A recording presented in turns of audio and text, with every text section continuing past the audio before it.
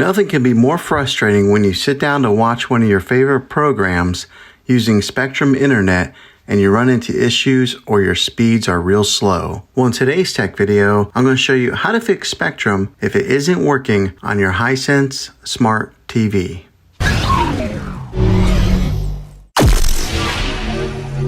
I'm going to show you a few really simple ways to try and solve your problem and get you back up and running again. Now, the first one is the easiest one to try, and that's to unplug your TV from the wall outlet and wait 60 seconds. Now, don't be impatient here. Wait the whole 60 seconds, then plug it back in. This is very different from turning your TV on and off with your remote control. This is what we call a hard reset of your TV, so make sure you do this method. The next method would be to push the reset button on your modem or your router if it has it.